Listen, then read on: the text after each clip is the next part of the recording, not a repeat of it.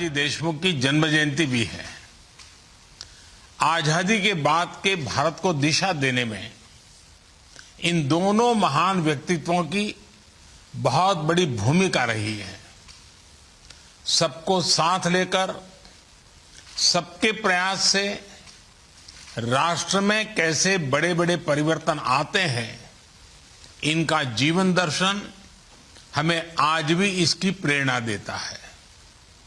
मैं जयप्रकाश नारायण जी और नानाजी देशमुख जी को नमन करता हूं, अपनी श्रद्धांजलि देता हूं। साथियों, 21वीं सदी का भारत आज जिस अप्रोच के साथ आगे बढ़ रहा है, जो रिफॉर्म्स कर रहा है, उसका आधार है भारत के सामर्थ्य पर अटूट विश्वास। भारत का सामर्थ्य दुनिया के सभी देश से जरा भी कम नहीं है। इस सामर्थ्य के आगे आने वाली हर रुकावट को दूर करना हमारी सरकार का दायित्व है और इसके लिए सरकार कोई कोर कसर बाकी नहीं छोड़ रही। आज जितनी निर्णायक सरकार भारत में है, उतनी पहले कभी नहीं रही। स्पेस सेक्टर और स्पेस टेक को लेकर आज भारत में जो बड़े रिफॉर्म्स हो रहे हैं, वो इसी की एक कड़ी है। मैं इंडियन स्पेस एसोसिएशन इस्पा के गठन के लिए आप सभी को एक बार फिर बधाई देता हूं, अपनी शुभकामनाएं देता हूं। साथियों, जब हम स्पेस रिफॉर्म्स की बात करते हैं तो हमारी अप्रोच 4 पिलर्स पर आधारित है। पहला, प्राइवेट सेक्टर को इनोवेशन की आजादी। दूसरा, सरकार की एनेबलर के रूप में भूमिका। तीसरा, भविष्य के लिए युवाओं को तैयार करना। और चौथा, स्पेस सेक्टर को सामान्य मानवीय की प्रगति के संसाधन के रूप में देखना। इन चारों पिलर्स की बुनियाद अपने आप में असाधारण संभावनाओं के द्वार खोलती है। साथियों, आप इस बात को भी मानेंगे कि पहले स्पेस सेक्टर का मतलब ही होता था सरकार, लेकिन हमने पहले इस माइंडसेट को बदला और फिर स्पेस सेक्टर में इनोवेशन किए। सरकार, स्टार्टअप एक दूसरे से सहयोग और स्पेस का मंत्र दिया। ये नई सोच, नया मंत्र इसलिए जरूरी है क्योंकि भारत के लिए अब ये लीनियर इनोवेशन का समय नहीं है। ये समय एक्सपोनेंशियल इनोवेशन का है और ये मुमकिन तब होगा जब सरकार हैंडलर की नहीं, एनेबलर की भूमिका निभाएगी। इसलिए आज डिफेंस से लेकर स्पेस सेक्टर तक सरकार अपने एक्सपर्टाइज को साझा कर रही है। प्राइवेट सेक्टर के लिए लॉन्च पैड उपलब्ध करवा रही है। आज इसरो की फैसिलिटीज को प्राइवेट सेक्टर के लिए ओपन किया जा रहा है। अब यह सुनिश्चित किया जाएगा कि इस क्षेत्र में जो टेक्नोलॉजी मैच्योर हो चुकी है, उसे प्राइवेट सेक्टर को भी ट्रांसफर किया जाए। हमारे जो यंग इनोवेटर्स हैं, उन्हें इक्विपमेंट खरीदने के लिए समय और ऊर्जा न खर्च करने पड़े, इसलिए सरकार स्पेस एसेट और सर्विसेज के लिए एग्रीगेटर की भूमिका भी निभाएगी। साथियों, प्राइवेट सेक्टर के पार्टिसिपेशन को फैसिलिटेट करने के लिए देश ने इन स्पेस की स्थापना भी की है। इन स्पेस सेक्टर से जुड़े सभी मामलों में एक सिंगल विंडो, इंडिपेंडेंट एजेंसी के तौर पर काम करेगी। इससे प्राइवेट सेक्टर के प्लेयर्स को, उसके प्रोजेक्ट्स को और गति मिलेगी। साथियों, हमारा स्पेस सेक्टर 130 करोड़ देशवासियों की प्रगति का एक बड़ा माध्यम है। हमारे लिए स्पेस सेक्टर यानी सामान्य मानवीय के लिए बेहतर मैपिंग,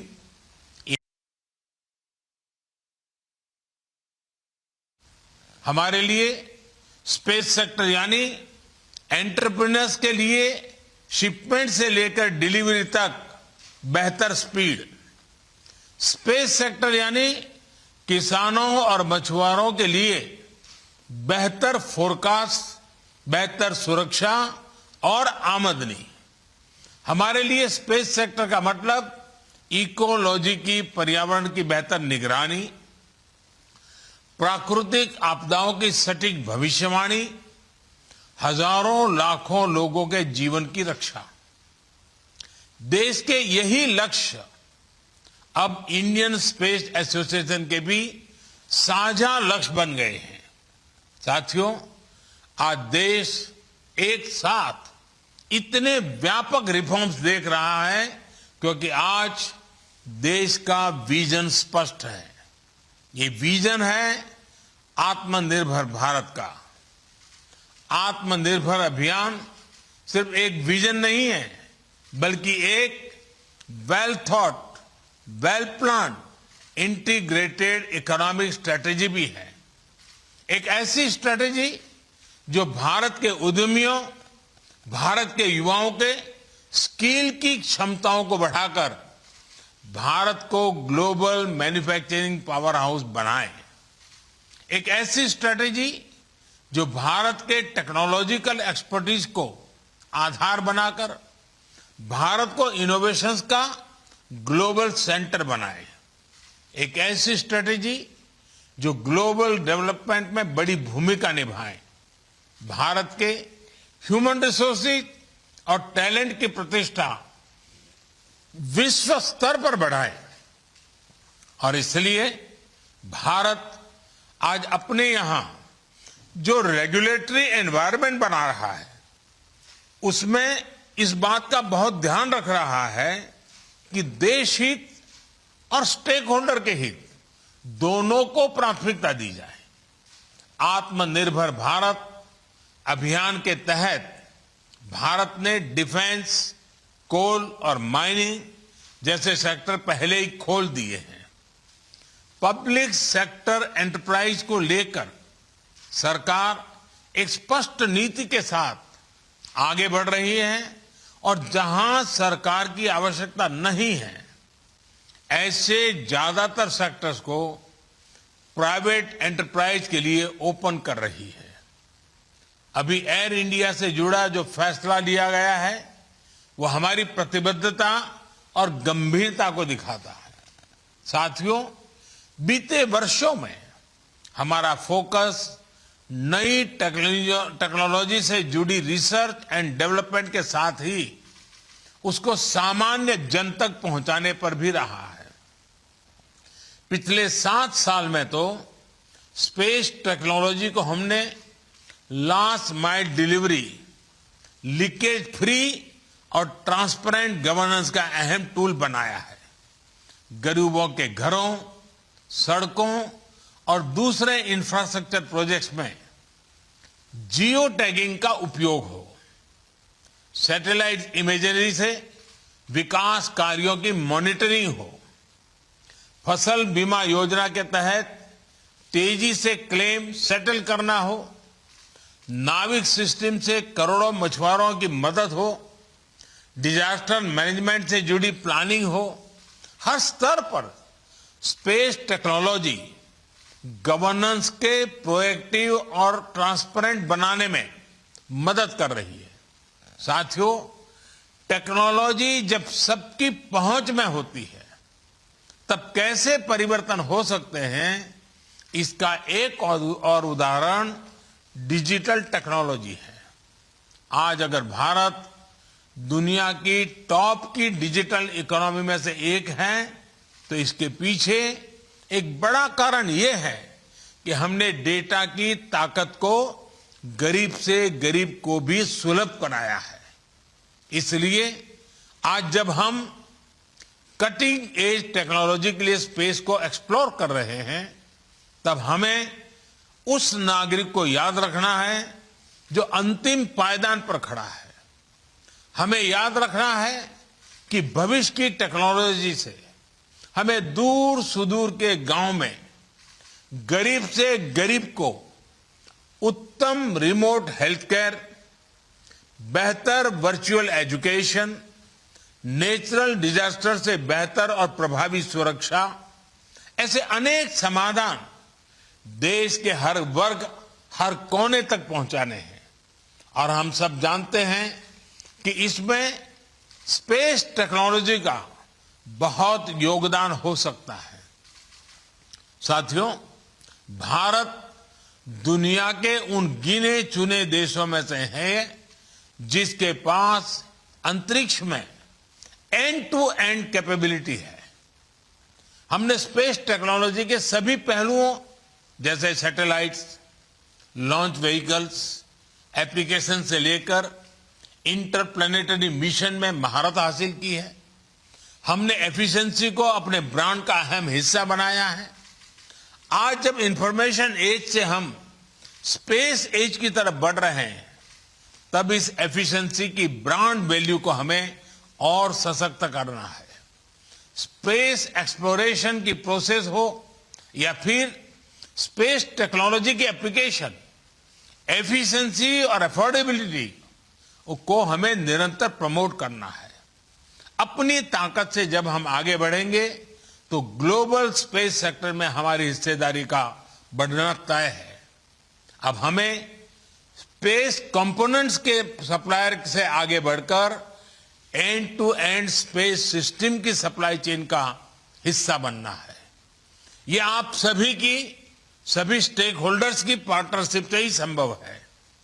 एक पार्टनर के तौर पर सरकार हर स्तर पर इंडस्ट्री को, युवा इनोवेटर्स को, स्टार्टअप्स को सपोर्ट कर रही है और आगे भी करती रहेगी।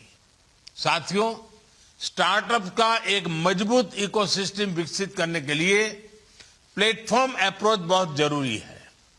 ऐसी अप्रोच जहां एक open access public control platform सरकार बनाती है और फिर उसको इंडस्ट्री और एंटरप्रेन्योर्स के लिए उपलब्ध कराया जाता है। उस बेसिक प्लेटफॉर्म पर एंटरप्रेन्योर नए सॉल्यूशन तैयार करते हैं। डिजिटल पेमेंट्स के लिए सरकार ने सबसे पहले यूपीआई प्लेटफॉर्म बनाया। आज इसी प्लेटफॉर्म पर फिनटेक स्टार्टअप का नेटवर्क सशक्त हो रहा है। स्पेस सेक्टर में भी ऐसे ही प्लेटफॉर्म अप्रोच को प्रोत्साहित किया जा रहा है। इसरो की फैसिलिटीज तक एक्सेस हो, इन स्पेस हो, न्यू स्पेस इंडिया लिमिटेड हो, ऐसे हर प्लेटफॉर्म से स्टार्टअप्स और प्राइवेट सेक्टर को बड़ा सपोर्ट मिल रहा है। जियो स्पेशल मैपिंग सेक्टर से जुड़े नियम कायदों को भी सरल किया गया है ताकि स्टार्टअप्स और प्राइवेट एंटरप्राइज नई संभावनाएं तलाश कर सके। ड्रोन्स को लेकर भी ऐसे ही प्लेटफॉर्म विकसित किए जा रहे हैं ताकि अलग अलग सेक्टर में ड्रोन टेक्नोलॉजी का उपयोग हो सके। साथियों, आज 11 अक्टूबर को international day of the girl child भी होता है। हम में से कौन भूल सकता है भारत के मार्स मिशन की वो तस्वीरें, जब भारत की महिला वैज्ञानिक इस मिशन की सफलता का जश्न मना रही थी। मुझे विश्वास है स्पेस सेक्टर में हो रहे रिफॉर्म इस क्षेत्र में विमेन पार्टिसिपेशन को और ज्यादा बढ़ाएंगे। साथियों, आज यहां आप सभी साथियों के ने अन्य बातों को लेकर भी अपने सुझाव दिए हैं। आपके इनपुट्स और सजेशंस ऐसे समय में आए हैं जब स्पेस कॉम पॉलिसी और रिमोट सेंसिंग पॉलिसी को फाइनलाइज करने का काम आखिरी चरण में है। मुझे विश्वास है कि सभी स्टेक होल्डर्स के एक्टिव एंगेजमेंट से देश को एक बेहतर पॉलिसी बहुत जल्द ही मिलेगी। साथियों, आज हम जो निर्णय लेंगे, जो नीतिगत सुधार करेंगे, उनका प्रभाव आने वाली पीढ़ियों पर पड़ेगा, आने वाले 25 वर्षों पर पड़ेगा। हमने देखा है कि 20वीं सदी में स्पेस और स्पेस पर राज करने की प्रवृत्ति ने दुनिया के देशों को किस तरह विभाजित किया। अब 21वीं सदी में स्पेस दुनिया को जोड़ने में, यूनाइट करने में अहम भूमिका निभाए, ये भारत को सुनिश्चित करना होगा। जब भारत अपनी आजादी के 100 वर्ष मनाएगा तो भारत जिस ऊंचाई पर होगा उसमें आप सभी का, हम सभी का योगदान महत्वपूर्ण होगा। इस एहसास, इस दायित्व बोध, सेंस ऑफ रिस्पॉन्सिबिलिटी के साथ ही हमें आगे बढ़ना है। सबके प्रयास से ही जनहित और राष्ट्रहित में कटिंग एज टेक्नोलॉजी के लिए अंतरिक्ष की असीम संभावनाओं को हम नए आकाश तक लेकर जाएंगे। इसी विश्वास के साथ आपको बहुत बहुत शुभकामनाएं। धन्यवाद। Prime Minister over there addressing space scientists, saying that India, of course, has made a great deal of a movement forward as far as the space sector is concerned, also saying that India's cutting edge tech to help the rich and poor as far as space is concerned. So the Prime Minister over there addressing space scientists.